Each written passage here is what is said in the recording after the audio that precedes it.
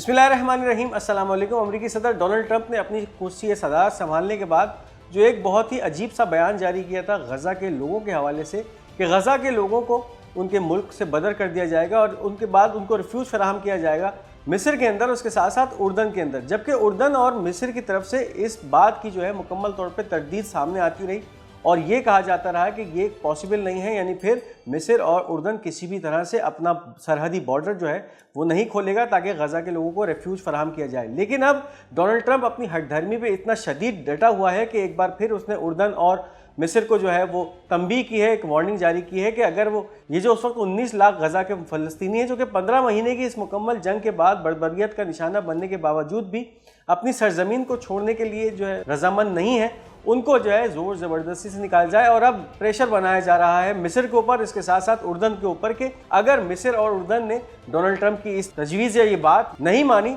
तो फिर अमेरिका जो है या डोनाल्ड ट्रंप की एडमिनिस्ट्रेशन उर्दन और मिस्र की जो इमदाद होती है, एड, उसको मुकम्मल तौर पे बंद कर देगी। तो इस वक्त एक वाज़ेह तौर पे धमकी सामने आई है डोनाल्ड ट्रंप की, जो कि मिस्र और उर्दन के हवाले से सामने आई है और ये कहा जा रहा है कि ये जो 20 लाख या 19 लाख फ़लस्तीनी इस वक्त 15 महीने की जंग के बाद गज़ा पट्टी में मौजूद हैं, उनको जो है वो दरबदर किए जाने की इस वक्त जो है बहुत भरपूर कोशिश है डोनाल्ड ट्रंप एडमिनिस्ट्रेशन की जानिब से। इस बयानिए की शिद्दत में इजाफा तब हुआ है जब डोनाल्ड ट्रंप और नेतन्याहू की मुलाकात हुई है वाशिंगटन में और फिर इस बयानिए को बहुत ज़्यादा तक़वियत दी गई है नेतन्याहू की तरफ से कि अमेरिका फोर्सफुली इस तजवीज़ को जो है इस पर अमल दरामद कराए, यानी फिर जितने भी गज़ा के लोग हैं उनको जो है गज़ा से निकाला जाए और उनको रेफ्यूज फराहम किया जाए अरब ममालिक में, जिसमें सर-ए-फ़हरिस्त मिस्र और उर्दन का नाम सामने आ रहा है। अब एक तरफ उर्दन ने तो वाज़ेह पैगाम दे दिया है कि अगर किसी भी तरह से इसराइल ने इन फ़लस्तीनियों को गज़ा बदर करने की कोशिश की तो फिर एक स्टेट ऑफ वॉर के अंदर जो है जॉर्डन इसराइल के साथ चला जाएगा। लेकिन मिस्र इस वक्त मुकम्मल तौर पे खामोशी दिखा रहा है और इस वक्त जो डोनाल्ड ट्रंप का ये हालिया बयान सामने आया है इस वक्त इस पिक्चर को जो है काफ़ी गंभीर बनाता जा रहा है। अब इस वक्त जो अपडेट इस वाले से सामने आ रही है, Trump says he may stop aid to Egypt and Jordan if they do not accept 1.9 million refugees from Gaza. Trump के इस बयानी में रोज बरोज शिद्दत आती जा रही है और उसका मकसद ये है कि किसी तरह से गजा के इन लोगों को गजा बदर कर दिया जाए और फिर ये वन वे एक जो रिफ्यूज होगा, यानी फिर ये जो गजा के लोग गजा से अगर निकल गए एक बार तो फिर ये ज़िंदगी भर ये गज़ा के अंदर दोबारा वापस नहीं आ सकेंगे। और फिर इसका मकसद ये होगा कि अमेरिका जो है गज़ा पट्टी के ऊपर मुकम्मल तौर पे तसल्लुत हासिल करेगा और उसके बाद गज़ा पट्टी का निज़ाम इसराइल के हवाले किया जाएगा और फिर इसराइल काबज़ीन की जो आबादियाँ हैं, इलीगल यहूदियों की सेटलमेंट्स हैं, उनकी आबादकारियों का सिलसिला गज़ा पट्टी में शुरू कर देगा। तो एक बहुत ही घिनौना और ख़तरनाक खेल है जो कि अमेरिका की तरफ से खेला जा रहा है, खेलना शुरू हो चुका है अमेरिका, जिसका एक बहुत बड़ा मोहरा डोनाल्ड ट्रंप है। और इस वक्त जो है बहुत सारे ममालिक, जिसमें इस वक्त वेस्टर्न ममालिक भी शामिल है, जो कि डोनाल्ड ट्रंप की इस तजवीज़ को एक अहमकाना फेल करार दे रहे हैं। इसके बावजूद डोनाल्ड ट्रंप के कान पे किसी किस्म की जू नहीं रेंग रही और अब वो अपने इस मुतशद्दिद बयान या इस बयानिए को जो है और तक़वियत देता जा रहा है। इसके साथ साथ जो हमास और इसराइल के दरमियान सीज़ फायर का मुआहिदा तय पाया था, अब इस वक्त उसका जो दूसरा फेज़ है, इसराइल मुकम्मल तौर पे हिचकिचा रहा है कि किसी भी तरह हमास की साथ जो ये जंगबंदी का मुआहिदा हुआ था इसके दूसरे फेज़ में इसराइल दाखिल ना हो। और इस वक्त जो हीले बहाने इस्तेमाल किए जा रहे हैं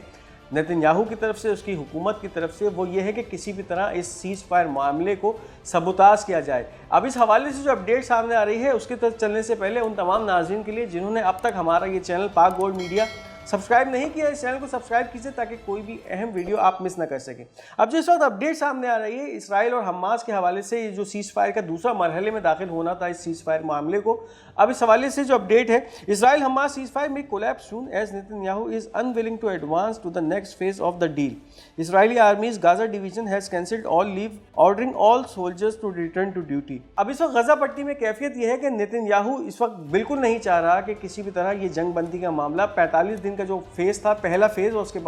बाद दूसरे फेज़ में दाखिल होना था इस जंगबंदी के मामले को, तो इस वक्त 20 या 22 दिन गुजर चुके हैं जंगबंदी के इस मामले को। लेकिन अब नेतन्याहू की तरफ से मुकम्मल तौर पे ये साजिशें, ये कोशिशें की जा रही हैं कि किसी भी तरह जो हमास के साथ जंगबंदी का मुआहिदा तय पाया था 45 दिन का, और उसके बाद फिर उसको अगले फेज़ में दाखिल होना था जिसके बाद और कैदियों की रिहाई मुमकिन होती, अमल में लाई जाती जो कि इस वक्त हमास की कैद में है, या फिर वो तमाम कैदी जो कि फ़लस्तीन से ताल्लुक़ रखते हैं, चाहे फिर वो गज़ा पट्टी से ताल्लुक़ रखते हो या मगरबी किनारे से ताल्लुक़ रखते हो, इस वक्त इसराइली जेलों के अंदर महसूर हैं, क़ैद में हैं। और ऐसे कैदी भी हैं जो सज़ाए मौत के कैदी हैं, उम्र कैद के कैदी हैं, या फिर 20 से 25 साल के अरसे से जो है वो इसराइल की जेलों में कैद हैं।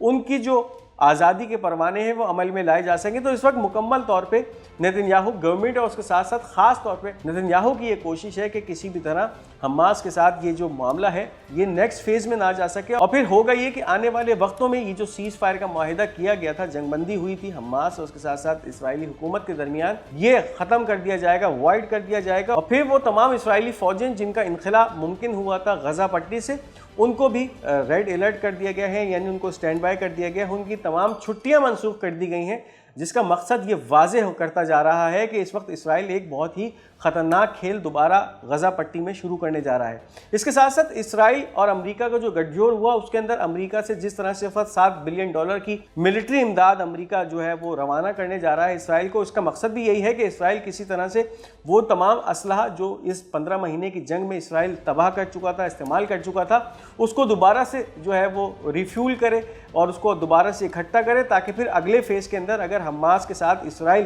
किसी भी तरह इस जंगबंदी के माहिदे को तोड़ देता है तो फिर ये तमाम असलहा जो कि इस वक्त ये नई असलहे की खेप अमेरिका से इसराइल के हवाले की जा रही है, इसका इस्तेमाल अमल में लाया जाएगा और फिर एक इस जंग को जो है 2025 में तूल दिया जाएगा। इसके साथ साथ इस वक्त हमास के ऑफिशियल का भी एक अहम बयान सामने आया है, और जो कि इसी हवाले से सामने आ रहा है कि अगर इसराइल इस सीज़ फायर माहिदे की खिलाफ वर्जी करता है या किसी भी तरह से इसको सबोताज करता है तो फिर उसकी क्या कैफियत होगी, क्या मुहर्रिकात होंगे। हमास ऑफिशियल समी Abu ज़ोहरी: Trump must remember that there is an agreement that must be respected by both parties and this is the only way to return the prisoners. The language of threat is worthless and will complicate matters. अब एक वाज़े बयान है जो कि समी अबू ज़ोहरी जो कि हमास के एक रिप्रेजेंटेटिव हैं, ऑफिशियल है, उनकी तरफ से सामने आया है कि इस वक्त डोनाल्ड ट्रंप को इस बात के हवाले से जो है तंबीह की जा रही है कि जो एग्रीमेंट हुआ है सीज़ फायर माहिदे का, ये दोनों फरीक़ैन के माबैन हुआ है और उसका पासदारी जो है वो दोनों फरीक़ैन के ऊपर जो है लाजिम समझी जाती है। अगर इस वक्त इस सीज़ फायर माहिदे को किसी भी तरह से ठेस पहुंचाए, नुकसान पहुंचाया जाता है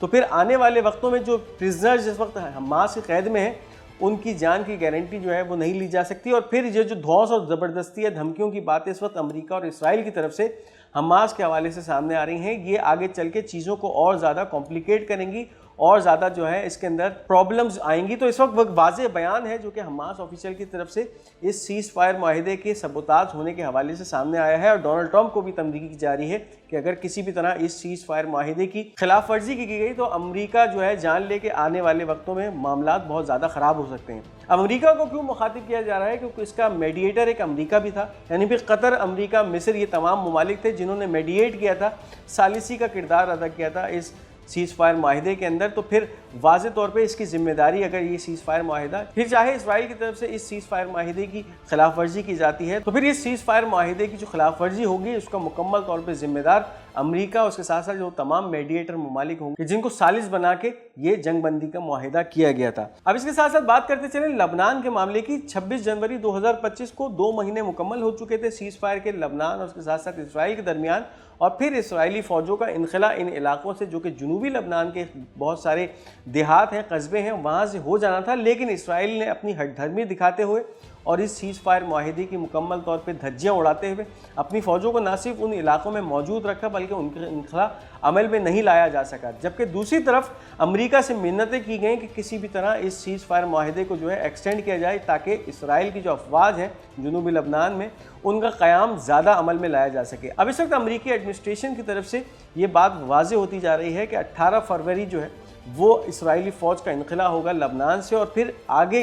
इसराइली फ़ौज ने अमेरिका से इन इलाकों में रुकने की किसी भी तरह से कोई रिक्वेस्ट नहीं की है। Israeli media citing a White House source: Israel will withdraw from Lebanon on February 18 and we have not received an extension request. अब वाइट हाउस ज़राए के मुताबिक जो इसराइली मीडिया इस वक्त ये क्लेम कर रहा है कि वाइट हाउस के ज़राए ने ये खबरें दी हैं कि इसराइल जो है लबनान से मुकम्मल तौर पर अपनी फ़ौजों का इनखला 18 फरवरी को करने जा रहा है। और साथ साथ वाइट हाउस के जो ज़राए हैं उन्होंने ये भी कहा है कि इसराइल की तरफ से कोई आगे एक्सटेंशन यानी फिर इसराइली फ़ौजों के और ज़्यादा क़याम के हवाले से किसी भी किस्म की रिक्वेस्ट व्हाइट हाउस को मौसूल नहीं हुई है। तो इसका मतलब ये है कि तकरीबन 1 महीना ज़्यादा गुजारने के बाद इसराइली फ़ौजें अब जुनूबी लबनान से इनखला करने जा रही हैं। अब इसके साथ साथ बात करते चलें, एक बयानिया बनाया जा रहा है अमेरिका के अंदर ईरान के हवाले से कि किस तरह से ईरान पे हमला किया जाए, क्योंकि जब तक ईरान के हवाले से कोई बयानिया, मुतशद्दिद बयानिया जो है तश्कील नहीं दिया जाएगा, ईरान पे हमला करना बहुत मुश्किल है। तो इस वक्त डोनाल्ड ट्रंप के ऊपर जो है कातिलाना हमलों की एक साजिश के हवाले से जो है एक बयानिया तश्कील दिया जा रहा है और ईरानियों को इसमें मुलव्विस किया जा रहा है, ताकि फिर इस बयानिए को इस्तेमाल करते हुए डोनाल्ड ट्रंप को भी रास्ते से हटाया जा सके और फिर ईरान के ऊपर हमला करने की एक राह भी हमवार हो सके। US law enforcement officials warn Trump that Iran had placed operative in the US with access to surface to air missile and that there was an alleged plot to shoot down his plane and assassinate him. अब इस वक्त अमेरिकी जो law enforcement agencies हैं Donald Trump को एक ऐसे खतरे से आगाह कर रही हैं कि इस वक्त ईरान के बहुत सारे ऑपरेटिव्स अमेरिका में मौजूद हैं और उन तक जो है वो सरफेस टू एयर मिसाइल की रसाई भी है। यानी फिर अगर डोनाल्ड ट्रंप अपने इस जहाज़ में सफ़र करता है अमेरिकी सरजमीन के ऊपर, अमेरिकी एयर स्पेस के ऊपर, तो फिर ये ईरानी operatives surface to air missile का इस्तेमाल करते हुए अमेरिकी सदर के जहाज़ को निशाना बना सकते हैं, तबाह कर सकते हैं और अमेरिकी सदर को हलाक कर सकते हैं, उसका कत्ल कर सकते हैं। तो अब ये एक बयानिया, झूठा बयानिया तश्कील दिया जा रहा है ताकि डोनाल्ड ट्रंप जो है वो गुस्से में आपे से बाहर हो जाए और फिर ईरान के खिलाफ जो है एक फुल फ्लेज वॉर की कैफियत सामने आ जाए। एक ऐसा बयान डोनाल्ड ट्रंप की तरफ से जारी किया जाए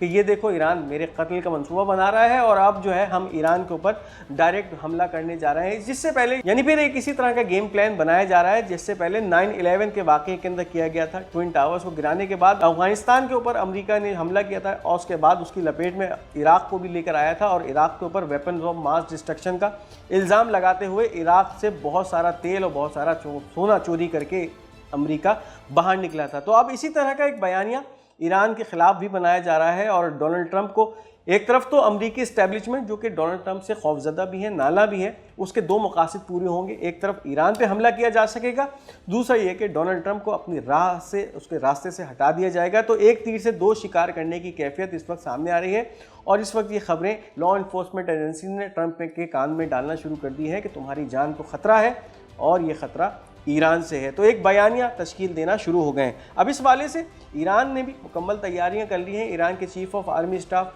जनरल बाकरी का एक अहम बयान सामने आया है। Chief of staff of the Iranian army forces general Bagheri, our forces are ready to respond to any threat. Our country's position on negotiations with Washington was voiced by Supreme Leader। पिछले दिनों Ayatollah खामनाई की तरफ से America को वाज़ेह और दो टोक अल्फाज में ये पैगाम दे दिया गया था कि वो अमेरिका के साथ किसी भी तरह से न्यूक्लियर डील या न्यूक्लियर मामलात के ऊपर निगोशिएशन नहीं करेंगे। और अब इसके बाद चीफ ऑफ आर्मी स्टाफ जो है ईरान के जनरल बाकरी, उनका भी ये बयान सामने आया है कि इस वक्त अमेरिका के किसी भी दबाव को ना देखते हुए ईरान मुकम्मल तौर पे तैयार है कि अगर कोई भी हमला ईरान पे किया जाता है तो उसका एक जामे और भरपूर जवाब देने के लिए भी तैयार है। उसके साथ साथ ये भी कहा जा रहा है कि इस वक्त जो भी नेगोशिएशंस है वाशिंगटन के साथ ईरान की, वो रहबर मौज़म का जो पिछला बयान था उसमें वाज़ेह हो चुके हैं। यानी फिर दो टोक अल्फाज में इन निगोशिएशंस की या इन टेबल टॉक्स की ममानियत सामने आ चुकी है रहबर इनकलाब इस्लामी ईरान आयतुल्लाह खामनाई की तरफ से। तो इस वक्त ईरान का दो टोक मौक़िफ़ है कि ईरान जो है वो किसी भी तरह से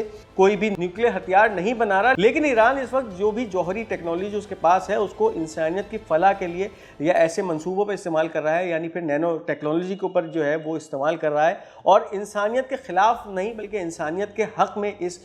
टेक्नोलॉजी को, जो कि जौहरी टेक्नोलॉजी है, इस्तेमाल कर रहा है। तो वाज़ेह पैगाम है इस वक्त ईरान का क्या, और अमेरिका को भी वाज़ेह कर दिया गया है कि अगर किसी भी तरह से ईरान पे हमला किया जाता है तो ईरान मुकम्मल तौर पे इस हमले को काउंटर करने के लिए तैयार बैठा है। ये थी इस वक्त की अहम अपडेट्स। इस वीडियो को लाइक और शेयर करना मत भूलिएगा। हमारा ये चैनल पाक बोर्ड मीडिया, इसको ज़रूर सब्सक्राइब कीजिएगा। अपनी कीमती आरा का इजहार कमेंट्स में ज़रूर कीजिएगा। इंशाल्लाह एक नए व्लॉग के साथ आपकी खिदमत में बहुत जल्द हाजिर होंगे। तब तक के लिए मुझे इजाज़त दीजिए। खुदा हाफिज़ नासिर।